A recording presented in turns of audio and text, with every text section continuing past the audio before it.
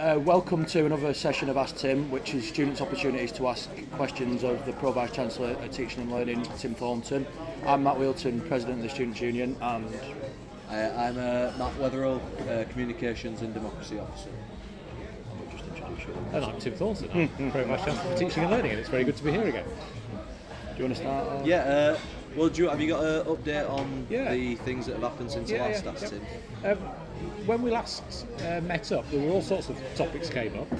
Some of them I think are still very topical. So I was asked a question about the Student Centre, the new Student Centre development that's taking place, and I'm very pleased to say that that project is on time, it's progressing as we hoped it would, and I think it's fair to say that the discussions we're having with the Student Union are also progressing. There's lots of things to be sorted out in terms of how we make best use of that space, but I think everybody's engaged in that, and we seem to be making progress. There were questions about the timetable and about attendance monitoring when we last met up, and I'm delighted to say that after a few teething troubles at the beginning of this year, things seem to be running smoother. I'm always interested to hear any examples of things that aren't working, and I'll do my best to try and sort them out. But when I last looked at the figures earlier on today, we still had something like 2/3 of students here with very, very strong attendance records, of 80% plus, which implies to me that not only are you out there working and doing what you should be doing, but the system is actually serving you too. And we've left behind the bad old days when, to be honest, people still didn't have their Term 2 timetables at the beginning of Term 2, and there was a lot of uncertainty, the kind of thing that I hope the new system has managed to resolve. And finally, a little one which was mentioned, which was cash machines on campus. I'm able to report that we're lobbying for a third cash machine on campus. I'm told, that there isn't necessarily the demand for it, but I think if we keep putting that case, we might well get our third cash machine on campus, which I know would help a lot of brilliant, people. certainly. No, I'm wrong actually. There's a cash machine in the Students' Union. Let's just have a little plug for the cash machine in the Students' Union. It will be the fourth cash machine on campus. All right. I'll start then. The first question that I've got is from Steve Smith, who's a third-year law student, and he asks, what is the university doing to improve access to resources in light of budget cuts and high fees? Yeah, okay. Well, thank you, Steve. Hello. We made the commitment to protect the student experience above all else when it came to the new financial regime. As you know, the fee was set at $7,950 in consultation with the Student Union on the basis that that was going to cause a certain amount of pressure, but that we would try to make sure that the the student experience was protected properly. I think you only have to look out across campus. You have to look at the new building that's gone up for the business school, you have to look at the building that's going up for the student centre, look at the improving spec that's going in for IT across campus, which will be enhanced again this year. We are doing our best to make sure that resources that you need to succeed in your studies are provided for you. Brilliant. This question, they haven't left a name, but they've left an email address, which I'll pass on to you. Okay. Is there any likelihood of childcare being provided on campus at any point in the future? Okay, this is something that we've been discussing with the Student Union actually. You're probably aware that there used to be a nursery on campus, but it closed eventually because of issues to do with demand. In the end, we established that most student parents wanted to have their children closer to the place where they were living than to have them on campus, and that seemed to be borne out by where they were actually putting their children. Now, we had a discussion last year about possibly providing space on campus for childcare during half terms, because we understood that half terms are often the most difficult time in the year for childcare. That didn't actually bear fruit, but I think there have been discussions with Nosheen about possibilities this year, and if it's too late for this year, then for next year. Somebody's asked, the anonymous, unfortunately, can we have more access to electronic books rather than hardbacks, as there is not enough in the library? Yeah, it's a very good point. I'm sure you're a keen user of Summon. My Reading, which is a project that's now been, it's won one award from the Librarians organisation, and it's now been shortlisted for the Guardian Higher Education Awards. My Reading gives you direct access to electronic resources where we hold it. One of the things that My Reading will enable us to do is to assess demand for particular texts, and where demand seems to be high and where an electronic text is available, then we'll prioritise that in terms of acquisition. I wish I could tell you how many electronic texts we already have access to, because it runs into the tens of thousands. Perhaps if this is anonymous, and if you'd left your name or your contact details, I would have been able to send you that, but I'll certainly make sure the Student Union have information on how many electronic texts we already provide.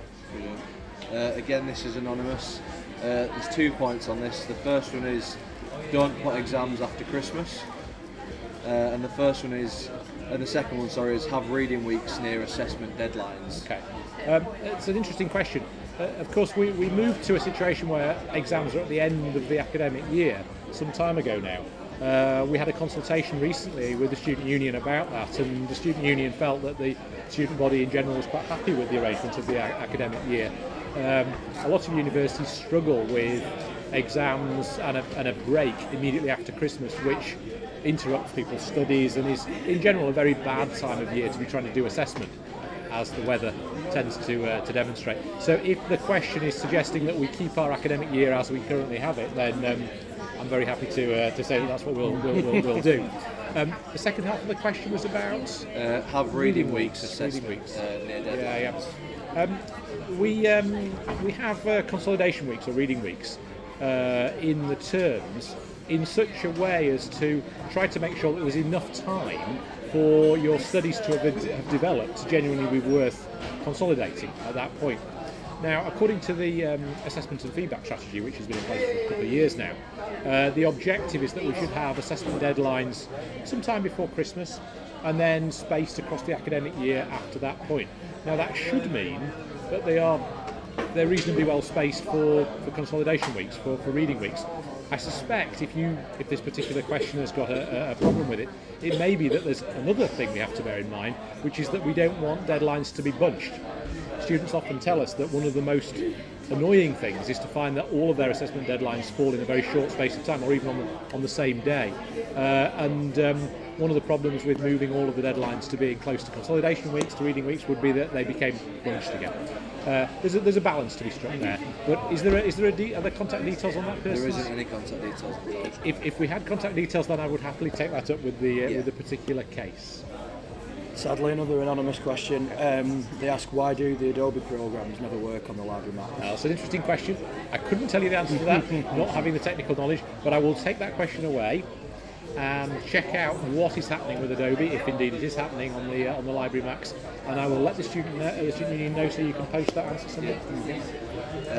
This is a question from Stephen Bradshaw, who's left an email address.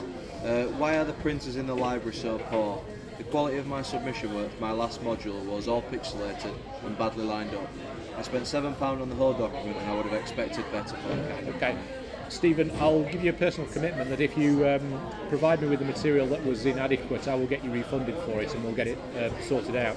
Now, in general, our print services are outstanding.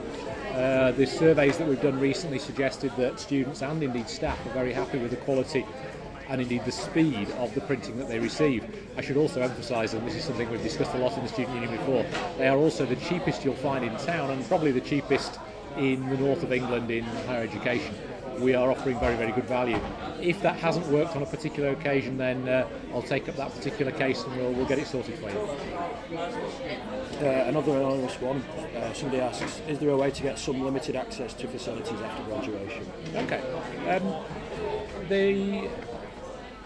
Am I right in saying that students are lifelong members of the Student Union? They can apply to be. They can apply to be. There's an example. There is also the potential to use the university library after graduation. Students continue to have access to their email address after graduation, which allows them to keep in touch with their peers.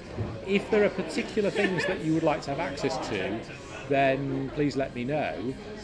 One way to get extensive access to really quite fantastic facilities after graduation is to set up your own business, because as you know, this is the Entrepreneurial University of the Year and we are very proud of the facilities we offer to enterprising graduates who start up on their own. So through the Business Mine, there is the opportunity to continue to take advantage of the university's facilities, and even if starting your own business isn't for you, then you continue to have access to the university's careers and employability service so that you can seek that rewarding career that your studies are preparing you for. This is an anonymous question. More information about exam topics in preparation. I sometimes feel like tutors don't give enough guidelines or practice exam questions. Okay, it's an interesting question. If we had specifics, I could go and look into the particular department in question. But what I would urge you to do if you're preparing for exams is look for past exam papers. I'm sure you know they're available through the library. They're available online. You can access them anywhere. And the best way to make sure that you're ready for a particular exam is to look at what's been set in previous years. Obviously talk to your tutors, I'm sure they will give you guidance as you go through this term, but past exam papers are always a good place to look. There's one here from a journalism student who asked, would the Journalism Humanities School consider starting a web service that allows students to publish formative work? Sounds a brilliant idea. I shall go and talk to them about it. There you go. Next question is, why do students have lectures on a Wednesday afternoon when the majority of societies are active at that time? Yeah. Well, I'm very disappointed that some students still do have lectures on a Wednesday afternoon. One of the things we've been very keen to try and avoid is Wednesday afternoon timetabling. We want students to have the opportunity to participate in clubs and societies, to go out and compete in teams and generally become involved in the social life of the university more generally. This year we introduced a new timetabling system which has allowed us to reduce significantly the amount of timetabling on a Wednesday afternoon. It has gone down very, very significantly, but sadly there are still some cases where students are timetabled there. The reason for that is because we have a shortage of particular facilities or particular staff or particular sizes of rooms, and I can assure you, colleagues here will know, Steve Brown, the VP Education, knows in particular, we're working very hard, we're already timetabling for next year to try and make sure that the timetable is even better in giving that flexibility on Wednesday afternoons. And my final question from another anonymous student is, why is there not enough computers in the library? Interesting question. I walk past the library regularly, and in the entrance to the library there is a computer screen that demonstrates how many free machines there are in there. Almost without exception, there are free machines. Now, if what you mean is, why isn't there one next to my mate, or isn't there one in the particular place where I want to sit? Unfortunately, sometimes that's going to be the case, but if you look through the library and computing facilities, you will find that there are free computers. Virtually always. Yeah. The final question, where do I go to find myself a part-time job? You would go to the job shop, which is run by the Careers and Employability Service.